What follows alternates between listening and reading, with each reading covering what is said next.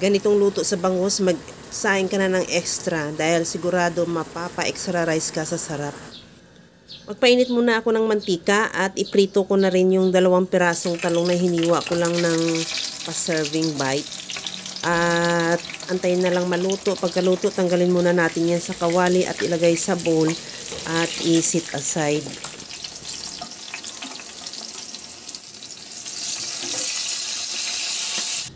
Ito na yung ating talong. Itabi muna natin at iprito ko na rin yung tokwa sa the same na kawali pa rin. At antayin lang din maluto, kagaya lang din sa talong, at tanggalin muna natin yan sa kawali, ilagay sa strainer para makatulo yung excess na mantika. Sa disim na kawali, iprito ko na rin yung bangus. Bali, 1 pirasong bangus yan, hiniwa ko lang ng pa-serving cut. Antayin lang din na maluto yung kabilang side at saka balik ka rin. Pagkaluto, tanggalin muna natin din yan sa kawali at i-set aside.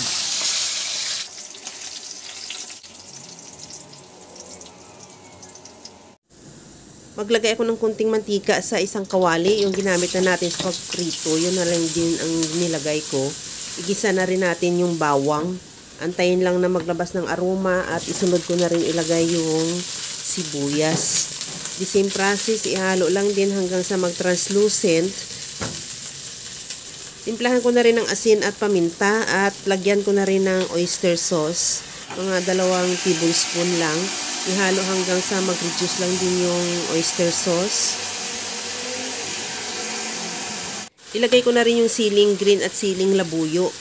At lagyan ko na rin ng liquid seasoning, kahit anong seasoning available sa'yo pwede. At isunod ko na ilagay yung coconut cream o yung gata. Ihalo lang hanggang sa kumulo. At lagyan ko na ng asukal. Optional, kung ayaw mo maglagay, pwede naman hindi. Tikman ko na rin kung okay na yung timpla niya. At maglagay ako ng kunting suka para hindi siya madali mapanis.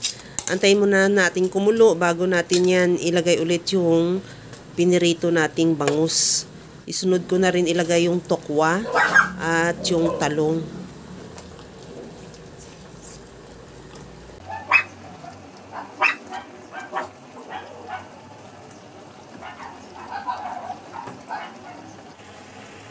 Okay na tong ating ginataang bangus with tokwa. Kaya mga kalasa, kung nagustuhan mo yung ating video, please like na lang at pakishare na rin sa inyong mga friends. At kung bago ka pa lang sa aking channel, subscribe na at i-click mo na rin ang bell button para sa mga notification.